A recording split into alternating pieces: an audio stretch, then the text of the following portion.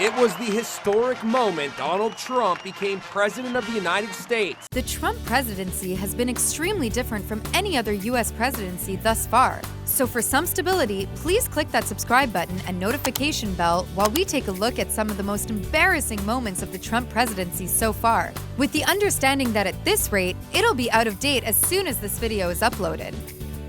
Handshaking. President Trump must really believe that he can determine the type of person he's dealing with by shaking their hand, for minutes on end. There are countless examples of this, but the most pressing was the strange hand squeeze he had with the new French president, Emmanuel Macron.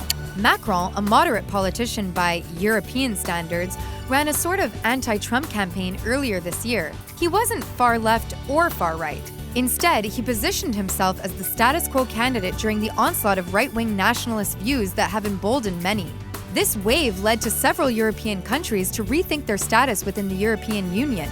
Because of that, many thought Macron didn't stand a chance, so it was sort of surprising when he won, besting Marine Le Pen, a far-right candidate that Trump liked but didn't outright endorse. So when it came time for these two to meet, you knew it was going to be awkward. But no one expected it to be that awkward. It was just another strange interaction for President Trump on the international scene, something you'll see a lot more in this list. Also, Macron said the handshake wasn't innocent, so Trump might have ruined any chance for a mutually beneficial relationship with one of America's oldest allies. They helped us during the American Revolution, before even speaking a word. #Make America Great Again, indeed. Hold my hand. Speaking of hand-holding, it appears President Trump holds hands with world leaders because his own wife, First Lady Melania Trump, refuses to hold his hand ever. I like to keep it life as normal as possible. In a move that went absolutely viral, a video shows the First Lady shooing her husband's hand away after they exited Air Force One, and another one as they walked a red carpet during a visit to Tel Aviv, Israel. Maybe she thought he was reaching over to pinch her on the butt. Considering the difference in age and in objective beauty, some suggest Melania married Trump for his money. That may mean there's not a whole lot of love involved in their marriage. While this could be overblown, considering the massive amount of other examples of Trump's embarrassing moves in only 7 months, it was still funny to see that perhaps Melania isn't buying what Trump is selling anymore. Well, do I agree all the time with him? No. Staring at the sun. The entire Western world had eclipse fever this past August, including the White House. Every news station covering the eclipse made sure to tell people something that should be common sense. If you plan on watching the show, you do need to take some precautions to protect your eyes. Don't stare at the sun without eye protection. But President Trump, being the type that does the opposite of what the mainstream media, aka fake news, says, You are fake news, ignored that advice. The commander-in-chief took a blinding look at the moon blotting out the sun without shades to protect his retinas. This is a perfect example of a classic Trump move. He zigs when others zag. That has, somehow, served him well enough to get him into the White House. God bless America. Yet, considering the fact that the United States government is based on compromise, perhaps his staring at the sun is a perfect example of why he struggled to implement his political agenda thus far, after almost 9 months in office. I've watched the politicians. I've dealt with them all my life. If you can't make a good deal with a politician, then there's something wrong with you. You're certainly not very good. Speaking of looking up, have a look up at that subscribe button and give it a click for a presidential seal of approval. Tax return. Speaking of zigging instead of zagging, during the 2016 campaign, one of the major issues raised by the media and people who supported Hillary Clinton was that Trump refused to reveal his tax returns. Because the only years that anybody's ever seen were a couple of years when he had to turn them over to state authorities when he was trying to get a casino license, and they showed he didn't pay any federal income tax. So that makes if me he's smart. paid a standard practice in the past few decades for presidential candidates, Trump was the first to refuse since before Reagan. He claimed at the time that he was being audited and thus couldn't produce his return, but assured that he would after the election. Once that time came, he simply changed his story and said he wasn't going to share his tax return at all, riling up many people. Government officials attempted to create a bill to force Trump to produce his tax return. Spoiler alert, it didn't work. Whether it shows he wants to hide potential shady business deals in Russia or even financial woes, Trump's refusal to produce his tax returns was a major red flag. This coming from a man who badgered President Obama into posting his birth certificate for the sake of transparency. Climate change.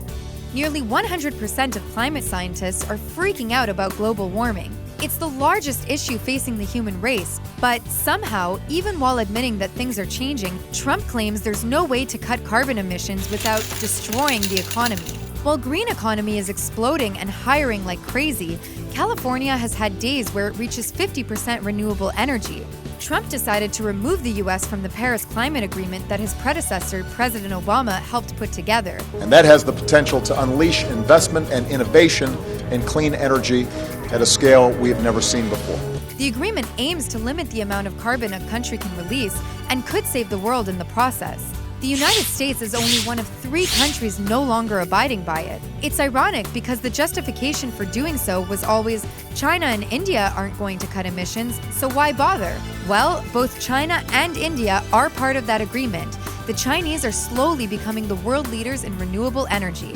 It was a gigantic step backwards and added credence to the rumor that Trump literally just asks people in government, both in the US and in the world, whether or not the topic they're discussing was approved by Obama. If it was, he opposes it. If it wasn't, he approves it. There's a lot of disagreement between the left and right in the United States, but you can't govern by simply undoing what your predecessor tried to accomplish, especially when it comes to something as important as this. Firing Comey. The whole Russia thing has clouded Trump's presidency. He railed against his opponent, Hillary Clinton, saying she could be under investigation by the FBI for the 30,000 missing emails from her private server. At his rallies, the crowd often cheered, "Lock her up." Lock her up, they keep screaming. And you know what I do? I've been nice. Meanwhile, Trump and his people went on television saying things like, "Imagine if Hillary gets elected while under investigation by the FBI." The irony of it all is that Trump's team had been under FBI investigation all along. To make matters worse, Trump decided to fire the man investigating his team, FBI Director James Comey. There was no good time to do it. And in fact, when I decided to just do it, I said to myself, I said, you know, this Russia thing with Trump and Russia is a made-up story. That poured gasoline on the fire that was the Russia investigation. And when it then ended up in the lap of the head of the Department of Justice, Jeff Sessions, Trump thought he had it made. He had appointed Sessions. However, Sessions lied in front of Congress about having met with Russia officials during the campaign. He recused himself from the investigation, which in turn ended up in the hands of an independent special counsel, Robert Mueller. Comey then testified about his meetings with Trump. The president later attempted to intimidate the former head of the FBI by implying he had secret recordings of their conversations. Getting things done. This has been alluded to in multiple parts of this list, but there's no denying that President Trump has had a harsh learning curve when it comes to understanding how the government works. His Republican Party controls 2 of the 3 branches of government. They control both the House and Senate. Still, despite that control, they failed to agree with each other and pass significant legislation. During his presidential campaign, Trump openly fought with many people in government, including Paul Ryan, the Speaker of the House. That bad blood continues, and it's made it hard for Trump to get things done. Look, the past is the past. He promised a lot of things, including an overhaul of Obamacare, reformation of the tax code, a wall on the border with Mexico, and essentially a trade war with China. So far, they tried healthcare twice, and it didn't pass. Trump decided to attack the one person who was attempting to enforce one of his campaign promises, Senator Mitch McConnell. McConnell summed it up best by saying that Trump didn't understand how the legislative process works. And I think had excessive expectations about how quickly things happen in the democratic process. Trump has been reduced to sending out directives on Twitter, like the one about transgender soldiers being no longer welcome in the military. It apparently didn't change a thing since he failed to tell the Pentagon beforehand. Talking about Mexico. Trump ran a presidential campaign boasting that he would limit illegal immigration from Mexico, so Trump attacked Mexicans. When Mexico sends its people, they're not sending their best. They're not sending you. They're not sending you. They're sending people that have lots of problems, and they're bringing those problems with us. They're bringing drugs, they're bringing crime, they're rapists, and some, I assume, are good people. That rubbed people in Mexico and the United States and really everywhere the wrong way. Considering that Trump wants to build a wall between the two countries and have Mexico pay for it, Who's gonna pay for the wall? 100%. you'd think he tried to get on his neighbor's good side. He also focused on trade and the U.S. deficit. Trump focused heavily on NAFTA, a free trade policy enacted by his opponent's husband back in the 90s. NAFTA essentially opened up the borders between the U.S., Canada, and Mexico and led to many factory closures in the United States as companies moved to Mexico to save some pesos. The Russia dossier and Russia in general. Obviously, the Russia situation has dominated Trump's presidency so far. He's written it off as the Democrats finding an excuse for losing the race for president, but multiple people in his cabinet or who were part of his campaign have lied to Congress. He agreed to the meeting because she was promising damaging information about Hillary Clinton. Isn't that at minimum an attempt at collusion? No. The independent intelligence agency that compiled the Russia dossier has come out recently to defend their findings. The juiciest of which is that Trump hired some ladies of the night and essentially paid them to urinate on a bed whilst mocking Hillary Clinton. While Trump obviously denies what is in the document, It's all fake news. the FBI and even members of Congress are taking it at face value as they investigate Trump's doings in Russia. Keep in mind, this is our president and he very well could be blackmailed. Considering that Trump has lauded Putin at every opportunity, it really seems like there's more than smoke surrounding this fire. If he says great things about me, I'm going to say great things about him. Charlottesville.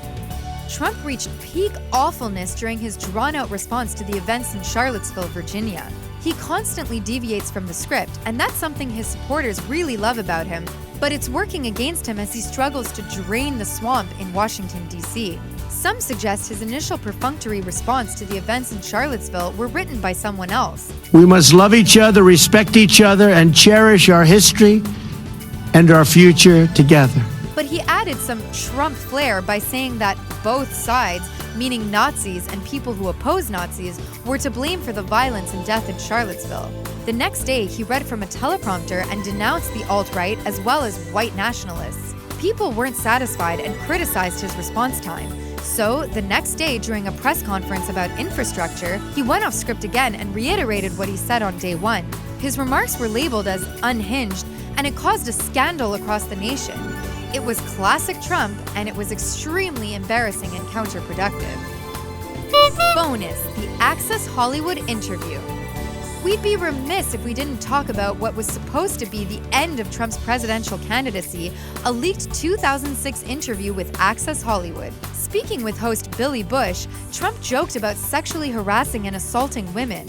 While this was embarrassing, it showed how invincible Trump was during the campaign. He got away with saying things that would have ended any other political career. Trump once said he could go outside and shoot someone in the middle of the street and still not lose supporters. This goes to show that despite the dialed-up craziness almost on the daily, Trump and his supporters seem impervious to shame and embarrassment. There is no shame in subscribing to our channel, and please go ahead and check out our other videos.